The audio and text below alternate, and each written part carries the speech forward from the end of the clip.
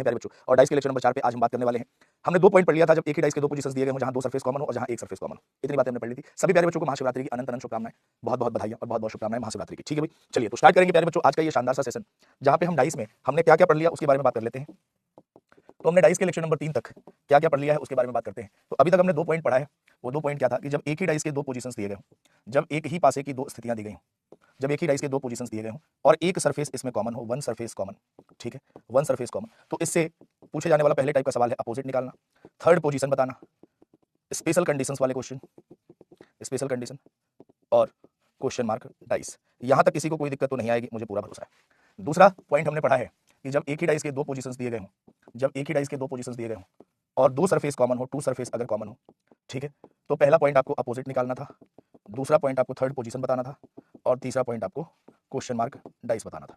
ठीक है, और अगला पॉइंट प्यारे बच्चों क्वेश्चन मार्क डाइस वाले क्वेश्चन मैंने आपको करा दिया।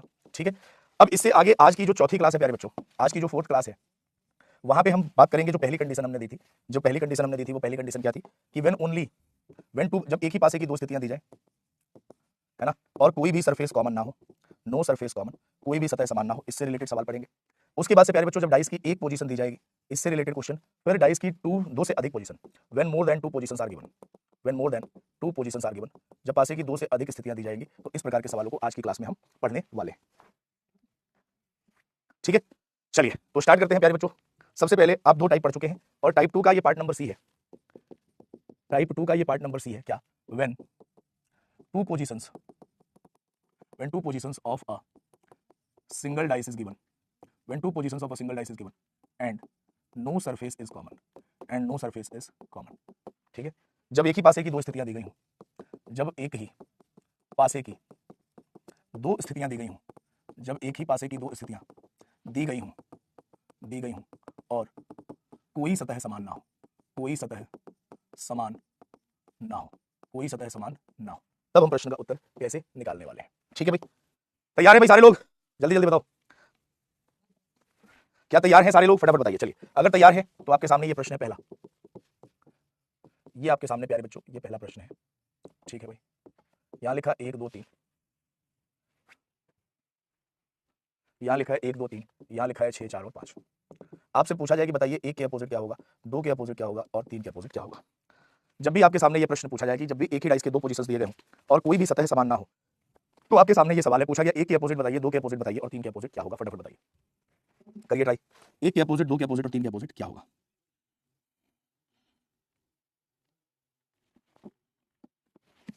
बोलो भाई।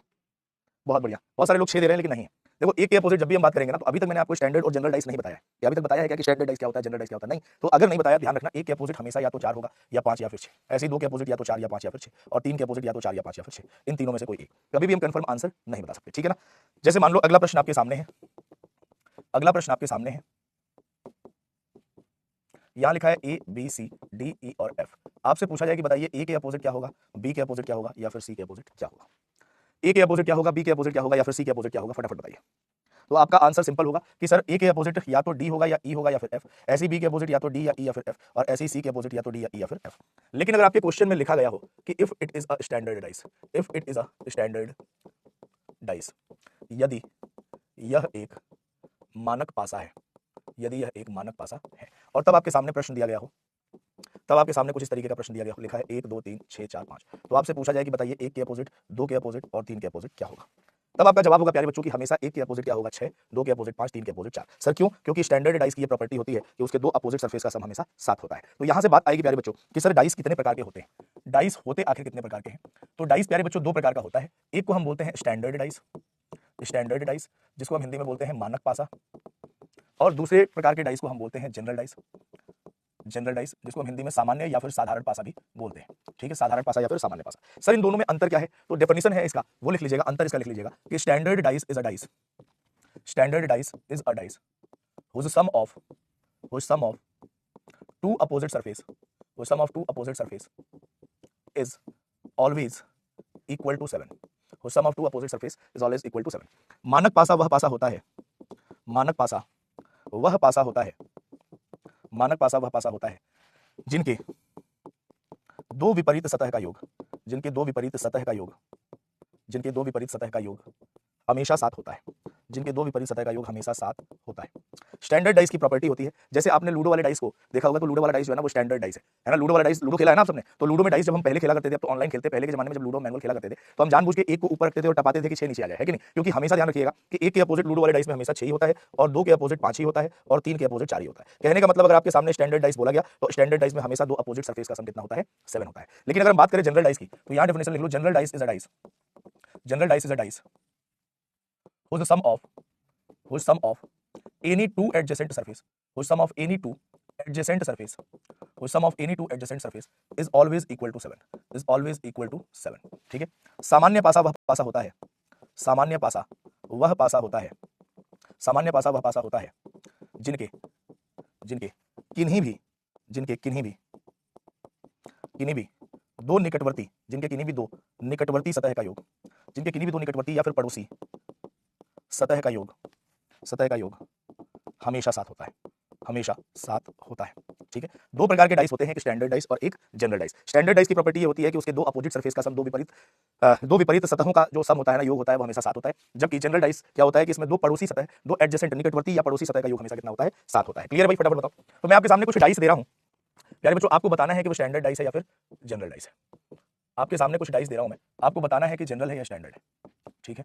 Dice number 3, dice number 4, dice number 5, dice number 6, dice number 7, dice number 8, dice number 9 और डाइस नंबर 10। ठीक है भाई। यहां पे मैंने लिखा 3 4 5 6 1 3 2 4 6 5 2 1 3 5 6 1 2 3 6 1 4 5 3 4 4 2 1 और 2 3 और 5। आपको बताना है कौन सा स्टैंडर्ड है कौन सा जनरल है। फटाफट बताइए। आपके सामने प्यारे बच्चों, आपको इसकी डेफिनेशन पता है, अब आप क्वेश्चन का आंसर निकाल सकते हैं बड़े आराम से।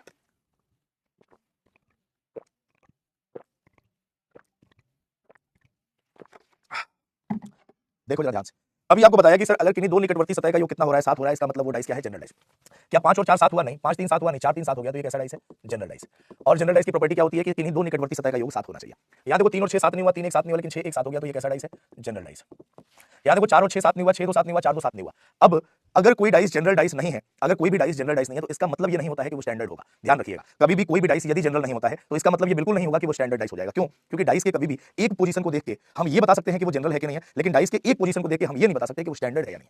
ठीक है ना? इस बात का ध्यान रखिएगा। डाइस के एक पोजीशन को देख के आप बता सकते हैं कि वो डाइस जनरल है या फिर नहीं है, लेकिन डाइस के एक पोजीशन को देख के आप कभी भी नहीं बता सकते कि वो स्टैंडर्ड है या नहीं है। कैसे? जैसे मान लो यहाँ पे ऊपर वाला जो डाइस आपने देखा वो जनरल नहीं है, तो अब क्या ये स्टैंडर्ड होगा कि नहीं होगा? ये बात कैसे तय करें? आपको डाइस में 4 2 6 दिख रहा है, क्या ये वाली सरफेस, ये वाली सरफेस, ये वाली सरफेस आपको दिखाई दे रही है क्या? आप कहोगे नहीं। अच्छा, आपको क्या पता कि यहाँ 3 नहीं है?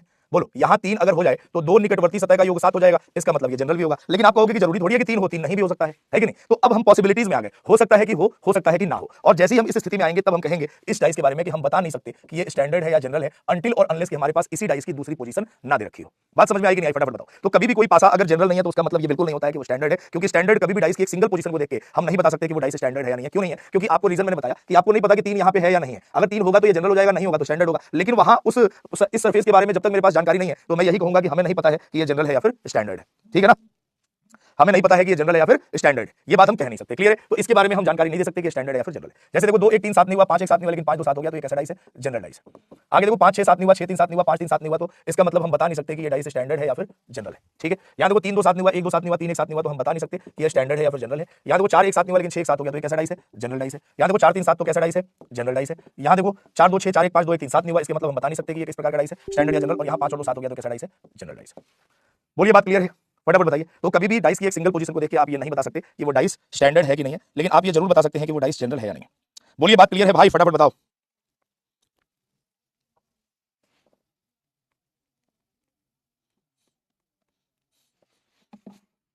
क्लियर? चलो, अगर ये बात क्लियर है प्यारे बच्चों, तो अब हम बढ़ते हैं अगला टाइप नंबर 1 जो हमने कहा था कि जब डाइस की एक सिंगल पोजीशन दी जाए। टाइप 2 के तीनों part, 1 surface common, 2 surface common और नो सरफेस कॉमन हो गए। अब हम आ जाते हैं टाइप 1 पे, और टाइप 1 है when only one position of a dice is given.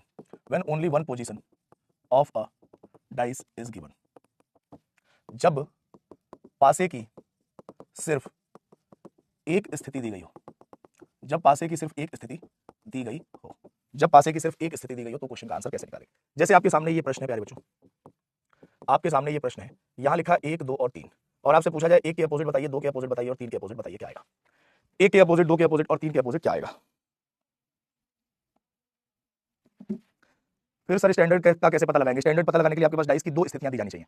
Standard पता लगाने के लिए आपके पास डाइस की दो पोजीशंस दिए जाने चाहिए, तब स्टैंडर्ड पता लगेगा। और तब कैसे पता लगेगा? जब उन दोनों डाइस को कंपैरिजन करने के दौरान 1 के अपोजिट 6, 2 के अपोजिट 5 और 3 के अपोजिट 4 आ रहा होगा, तभी वो स्टैंडर्ड डाइस होगा। देखो यहाँ 1 के अपोजिट, 2 के अपोजिट, 3 के अपोजिट क्या आएगा? तो आपका आंसर होना चाहिए या तो 4 या 5 या फिर 6। अपने मर्जी से यहाँ पे ये मत बोल देना 1 के अपोजिट 6, 2 के अपोजिट 5, 3 के अपोजिट 4, बिल्कुल मत बोलना, है ना? क्योंकि वो अगर मान लो आपके सामने ये फिगर दी गई है तो एक सिंगल पोजीशन को देख के आप नहीं बता सकते कि स्टैंडर्ड है नहीं है, अनटिल और अनलेस कि आपको सवाल में इस बात को मेंशन ना किया गया हो। जैसे मान लो अगला प्रश्न आपके सामने है और देखना जरा ध्यान से। अभी मान लो आप आंसर इस सवाल का तो पॉसिबिलिटी में दिए, लेकिन मैं कहूं कि 4 के अपोजिट क्या होगा बताइए, और अब मैं आपको ऑप्शंस दे दूं। अब मैं आपको ऑप्शंस दे दूं 2 3 5 और 6। अब आपकी मजबूरी हो गई। देखो सबसे पहले तो प्यारे बच्चों, अगर मैंने डाइस की एक सिंगल पोजीशन दी, उसमें कुछ नंबर अंकित है, मैं अपोजिट पूछूं तो आपका आंसर पॉसिबिलिटी में आएगा, संभावनाओं में, या तो 4 या 5 या 6 तीनों में से कोई एक हो सकता है। लेकिन अगर मान लो आपके सामने डाइस की एक सिंगल पोजीशन दी जाए और पूछा जाए कि बताइए 4 के विपरीत क्या होगा, और आपको इन्हीं 4 ऑप्शन में से टिक करना है कोई ना कोई आंसर, तब आपको अपनी मर्जी से ये मानना पड़ेगा कि प्यारे बच्चों ये एक स्टैंडर्ड डाइस है, तब आपका आंसर क्या होगा? 4 के अपोजिट 3 होगा। बात समझ पाएगा? जैसे मान लो आपके सामने एक प्रश्न हो, आपके सामने एक प्रश्न हो इस तरीके का, और आपसे पूछा जाए 1 के अपोजिट क्या आएगा, और आपके सामने ऑप्शन दे दूं मैं 4 5 6 और 2। तो अब आपके सामने ये सवाल है ना, जो आपको 4 ऑप्शन में से कोई ना कोई एक आंसर टिक करना है, बताना है 1 के अपोजिट क्या आएगा। तब आपको इस डाइस को क्या मानना पड़ेगा कि ये डाइस क्या है? एक स्टैंडर्ड डाइस है, तो 1 के अपोजिट क्या आएगा? हमेशा 6 आएगा। या फिर आपके सवाल में स्पष्ट रूप से बोला गया हो कि if it is a standard dice, if it is a standard dice, यदि यह एक मानक पासा है, यदि यह एक मानक पासा है, तो आपके सामने एक डाइस की पोजीशन दी मैंने और यहाँ लिखा 1 2 3, और आपसे पूछा जाए 1 के अपोजिट, 2 के अपोजिट और 3 के अपोजिट बताओ, तब आपका आंसर होना चाहिए 1 के अपोजिट 6, 2 के अपोजिट 5, 3 के अपोजिट 4। क्यों? क्योंकि ये सवाल में स्पष्ट रूप से मेंशन कर दिया गया है कि यह क्या है? एक मानक पासा है। क्लियर है भाई? तो टाइप 1 से रिलेटेड इसी प्रकार के सवाल आएंगे जब पासे की एक स्थिति दी जाएगी। ठीक है, बोलिए भाई, क्लियर? चलो, क्लियर है ना भाई? अगर ये बात क्लियर है तो अब आ जाते हैं टाइप नंबर 3 पे। टाइप नंबर 3, टाइप नंबर 3 है when more then two positions, when more then two positions of a dice is given, when more then two positions of dice is given, जब पासे की दो से अधिक स्थितियां, जब पासे की दो से अधिक स्थितियां दी गई हो, जब पासे की दो से अधिक स्थितियां दी गई हो, तब क्वेश्चन का आंसर कैसे निकालेंगे? और देखो टाइप नंबर जो 2 था ना, उसी से सबसे ज्यादा प्रश्न पूछे जाते हैं, क्योंकि टाइप नंबर 2 आपने अच्छे से पढ़ लिया, तो उसी के एप्लीकेशन को हम इसमें भी यूज करेंगे। जैसे मान लो आपके सामने मैंने एक प्रश्न दिया, यहाँ मैंने आपके सामने एक प्रश्न लिख दिया प्यारे बच्चों, एक ही डाइस के दो पोजीशंस दिए मैंने, ठीक है, सॉरी दो से अधिक तीन तीन पोजीशन दी, 1 2 3 है। यहाँ पे प्यारे बच्चों क्या है? 4 5 और 6 है, ये डाइस की पहली पोजीशन, ये दूसरी पोजीशन, ठीक है। और एक तीसरा डाइस आपके सामने दिया मैंने, एक तीसरा डाइस दिया, यहाँ लिखा 4 3 और 5, और मैं आपसे पूछूं 1 के अपोजिट बताओ, 2 के अपोजिट बताओ और 3 के अपोजिट बताओ, क्या आएगा? जब भी आपके सामने डाइस के दो से अधिक पोजीशंस दिए जाए, जब भी आपके सामने डाइस के दो से अधिक पोजीशंस दिए जाए, तो सबसे पहली प्राथमिकता होती है कि जो आपने टाइप 2 पढ़ा था ना, टाइप 2 पढ़ा था क्या, कि वन सरफेस कॉमन, एक सतह अगर समान हो तो क्वेश्चन का आंसर अपोजिट कैसे निकालते हैं, और टू सरफेस कॉमन, ये दोनों पॉइंट आप पढ़ चुके हैं, ठीक है। अब प्यारे बच्चों हमेशा पहली जो प्राथमिकता होती है ना, वन सरफेस कॉमन की लगाते हैं, इसलिए लगाते हैं कि फिर सारे अपोजिट आराम से निकल जाते हैं। अगर मान लो वन सरफेस कॉमन ना आए तो दूसरी प्राथमिकता, दूसरी प्रायोरिटी होती है टू सरफेस कॉमन को चेक करने की। अब जरा देखो, सबसे पहले अगर मान लो मैं मुझे एक का अपोजिट, दो का अपोजिट, तीन का अपोजिट निकालना है, तो कोई बच्चा कहेगा कि सर 4 5 हटा दो, 4 5 हटा दो, 3 के अपोजिट 6, 3 के अपोजिट 6 आएगा, लेकिन उसके बाद वापस एक और दो का अपोजिट निकालने के लिए उसको वापस से एक बार और कंपैरिजन करना पड़ेगा। उसलिए मैंने कहा कि सबसे पहले आप क्या करेंगे, एक सरफेस कॉमन वाले को प्राथमिकता देंगे। जैसे अगर मान लो मैं पहले और तीसरे को कंपेयर कर दूं, कंपेयरिंग 1 एंड 3, कंपेयरिंग 1 एंड 3, तो क्या कॉमन है प्यारे बच्चों? 3 कॉमन है, तो हमने 3 लिख दिया ऊपर नीचे। 3 से क्लॉकवाइज में जाओ, एक एक के बाद 2 आएगा, 3 के बाद 1 आया, 1 के बाद 2 आया, और यहां देखो 3 के बाद 5 आया और 5 के बाद 4 आया, 2 के अपोजिट 4, 1 के अपोजिट 5, 3 के अपोजिट 6 निकल गया, 2 के अपोजिट 4 है, 1 के अपोजिट 5 है। बोलो बात समझ में आएगी नहीं? तो ये तो बड़ा आसान सा टाइप होता है कि आप वन सरफेस कॉमन वाले को रखिए और क्वेश्चन का आंसर आप आराम से निकालिए। समझ पाएगी नहीं समझ पाए? फटाफट बताओ। जैसे मान लो अगला प्रश्न मैं आपको दे देता हूं प्यारे बच्चों, एक प्रश्न और ले लो, एक प्रश्न और आपके सामने है प्यारे दोस्तों। एक ही डाइस को हमने 3 बार उछाला, एक ही डाइस को हमने 3 बार उछाल दिया, ठीक है भाई, और 3 बार उछालने के बाद यार बच्चों यहाँ 6 है, 3 है, 2 आया, फिर उसके बाद 5 3 और 6 आया, और उसके बाद 4 5 और 3 आया, और आपसे पूछा गया 1 का अपोजिट बताइए, 2 का अपोजिट बताइए और 4 का अपोजिट बताइए। जल्दी जल्दी बताओ भाई, बोलो प्लीज सर। पब्लिकेशन मेरे मुंह में कुछ लगा है क्या कि अगर मैं बोल दूंगा तो वही मान लोगे? ये जो लिख रहे हैं लोग, नहीं दिखाई दे रहा है, वही लेना है। देखो जरा ध्यान से, अगर मैं पहले और तीसरे को कंपेयर कर दूं, कंपेयरिंग 1 एंड 3, कंपेयरिंग 1 एंड 3, बेटा अगर मैं नाम ले भी लूंगा ना तो ये गारंटी नहीं है कि सिलेक्शन हो जाएगा, तो भाई जो नाम ले रहा है ना उसकी भी बात मान लिया करो। 3 के बाद 2 आएगा, 2 के बाद 6, ऐसा होता कि मेरे नाम पब्लिकेशन का नाम लेने से आपका सिलेक्शन हो जाएगा किताब पढ़ के, तो मैं नाम ले भी लेता, लेकिन होगा फिर भी नहीं। 6 के अपोजिट 4, 2 के अपोजिट 5, 1 के अपोजिट 3 आएगा, बिना पढ़े सिलेक्शन तो हो ही नहीं सकता ना, तो 1 के अपोजिट 3, 2 के अपोजिट 5 और 4 के अपोजिट क्या आएगा? 6 आएगा। ठीक है भैया, क्लियर? बोलिए भाई।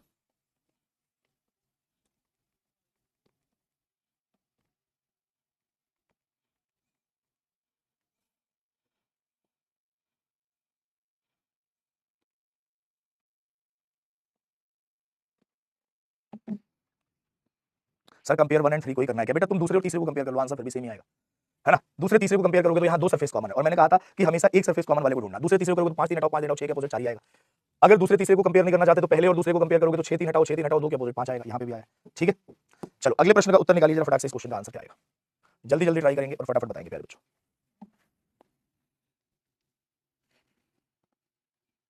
सर वर्ड फॉर्मेशन के कुछ प्रीफिक्स टाइप के क्वेश्चन एक बार भेजना, एक बार सवाल भेजना टेलीग्राम पे, फिर मैं देखता हूँ।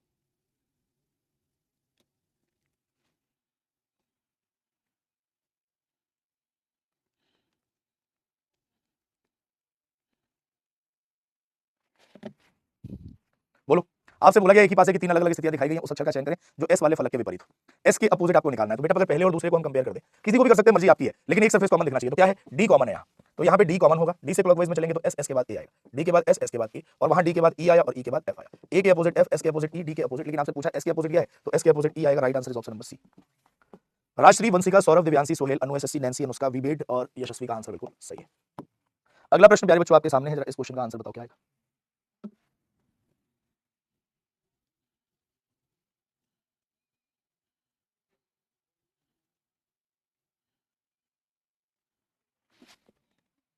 बोलो भाई, बोला गया 3 अलग-अलग स्थितियां दिखाई गई हैं एक ही पासे की।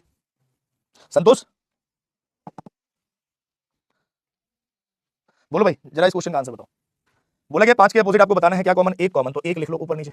एक से क्लॉकवाइज में जाओगे तो 2 आएगा, 2 के बाद 4 आएगा, और 1 के बाद 3 और 3 के बाद 6 आएगा। 4 के अपोजिट 6, 2 के अपोजिट 3, 1 के अपोजिट 5 आएगा। आपसे पूछा गया 5 के अपोजिट क्या होगा, 1 होगा। Right answer is option number A, will be the correct choice. Aryan, Saurabh, Jack, Ankita, विबेड, पूनम, कृष्णा, यशस्वी, स्नेहा और दिव्यांशी का आंसर बिल्कुल सही है। अगला प्रश्न आपके सामने है प्यारे बच्चों, जरा इस क्वेश्चन का आंसर बताओ क्या आएगा। जल्दी जल्दी ट्राई करो, फटाफट बताओ,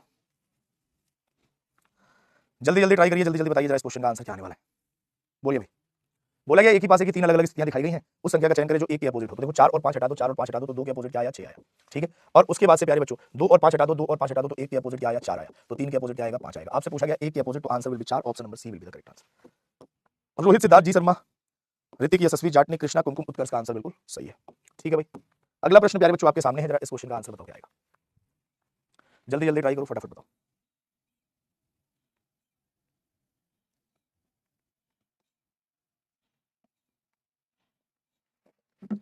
बोलो, इस क्वेश्चन का आंसर क्या आने वाला है। एक ही पासे की 3 अलग-अलग स्थितियां दिखाई गई हैं, उस प्रतीक का चयन करें जो परसेंट दर्शाने वाले के विपरीत फलक पर होगा। परसेंट के अपोजिट आपको बताना है, तो अगर मान लीजिए परसेंट के अपोजिट बताना है, तो प्यारे बच्चों अगर मैं पहले डाइस को और तीसरे डाइस को कंपेयर कर दूं तो क्या कॉमन है, हैशटैग कॉमन है। ठीक है ना, तो आपने हैशटैग लिख दिया। हैशटैग से क्लॉकवाइज में जाएंगे तो स्टार, स्टार के बाद परसेंट आएगा, और हैशटैग के बाद इक्वल टू और इक्वल टू के बाद प्लस, तो परसेंट के अपोजिट क्या आया, plus, option number C will be the correct. ठीक है भाई, तनु, असद, सिद्धार्थ, मनोज, अभिषेक, राजश्री, बम्बलबी, अनु, प्रिया और अनुष्का का आंसर बिल्कुल सही है। अगला प्रश्न प्यारे बच्चों आपके सामने है, जरा इस क्वेश्चन का आंसर बताइए क्या आएगा। जल्दी जल्दी ट्राई करिए।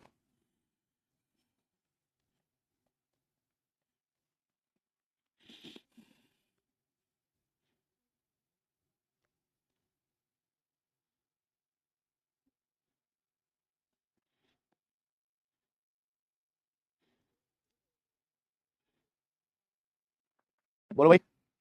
बोला गया एक पासे की 4 स्थितियों को दिखाया गया, इस पासे में 2 बिंदु के विपरीत कितने बिंदु होंगे। ठीक है, तो अगर मैं पहले और दूसरे को ही कंपेयर कर लूं तो 5 कॉमन है, 5 से 3, 3 से 2 और 5 से 4, 4 से 6, तो 2 बिंदु के अपोजिट क्या होंगे, 6 बिंदु होंगे। Right answer is option number D, D will be the correct choice, D बिल्कुल सही आंसर। सम्राट, आकाश, मनोज, यशस्वी, बम्बलबी, सोहेल, दिव्यांशी, राजश्री, शशि और कृष्णा का आंसर बिल्कुल सही है। मात्र 58% बच्चों ने आंसर दिया, ऐसा क्यों हो गया भाई, ये तो आसान सा प्रश्न था। अगला प्रश्न आपके सामने है प्यारे बच्चों, जरा इस क्वेश्चन का आंसर बताओ क्या आएगा। जल्दी जल्दी ट्राई करो।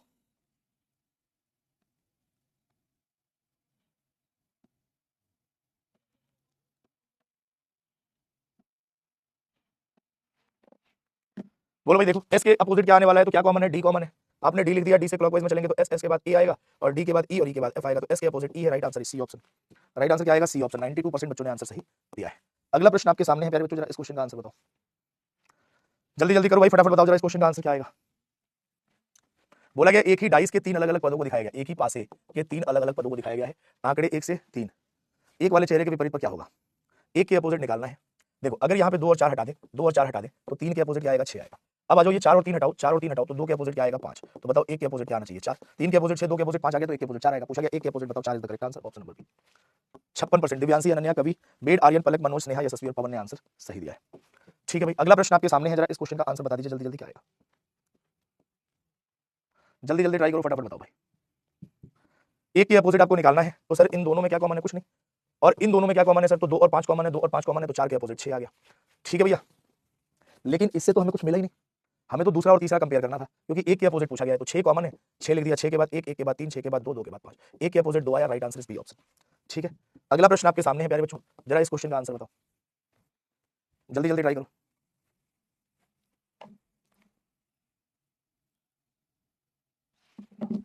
बोलो भाई, जी के विपरीत क्या आने वाला है, कॉमन क्या है भाई? अगर मैं दूसरे और तीसरे को कंपेयर कर दूं तो क्या कॉमन है? परसेंट, परसेंट से क्लॉकवाइज में हैशटैग, हैशटैग के बाद एक्स, और परसेंट से जी और जी के बाद @। तो जी के अपोजिट क्या आएगा? हैशटैग आएगा, तो right answer is option number A, hashtag is the correct answer. 62% बच्चों ने मात्र आंसर दिया है।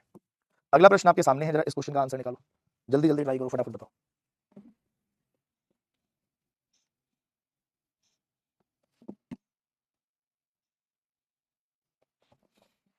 बोलो भाई, बोला गया है कि 4 अलग अलग स्थितियां दिखाई गई हैं, आपसे 4 के अपोजिट पूछा गया है, 4 का अपोजिट पूछा गया, पहले और तीसरे को अगर कंपेयर कर दे प्यारे बच्चों तो 5 कॉमन है, 5 से 2, 2 से 1, और 5 से 6, 6 से 4, 1 के अपोजिट 4, 4 के opposite 1, right answer will be option number A. Jack, Divyanshi, Sneha, Tanisha, Rudra, Astha, Abhishek, Shashi, Shubham, Utkarsh का आंसर बिल्कुल सही है। अगला प्रश्न प्यारे बच्चों आपके सामने है, जरा इस क्वेश्चन का आंसर बताइए क्या आएगा, जल्दी जल्दी बताओ इस क्वेश्चन का आंसर क्या आने वाला है।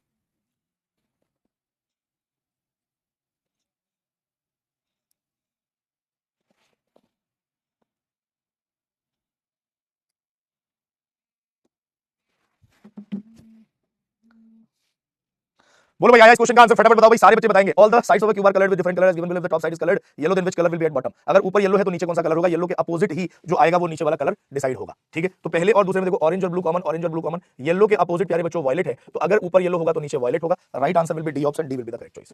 डी बिल्कुल सही आंसर है। अभिषेक, तनिषा, स्नेहा, मनोज, सगुन, दिव्यांशी, आस्था, अनु, एसएससी, अमन और रोहित का आंसर बिल्कुल सही है। कर लेंगे क्या इस प्रकार के सवाल? फटाफट बताइए एक बार कमेंट करके, क्या इस प्रकार के सवाल प्यारे बच्चों कर पाएंगे क्या? जल्दी जल्दी बताओ, क्या इस प्रकार के सवाल प्यारे दोस्तों कर लोगे? तो एक क्वेश्चन का आंसर और बता दो, और बाकी अब एक पार्ट आपका बच गया ओपन डाइस का, वो ओपन डाइस हम पढ़ेंगे प्यारे बच्चों अगली क्लास में। बताओ इस क्वेश्चन, लास्ट क्वेश्चन का आंसर निकालो फटाक से। बोला गया स्टार दर्शाने वाले फलक के विपरीत पर क्या होगा? हैशटैग कॉमन है ना, तो हैशटैग लिखो यहाँ, उसके बाद से क्लॉकवाइज में चलो, एंड आएगा, एंड के बाद डॉलर आएगा, और उसके बाद स्टार आएगा, और स्टार के बाद प्लस आएगा, तो स्टार के अपोजिट क्या आएगा? एंड आएगा, स्टार के opposite and is the correct answer, answer is option number A.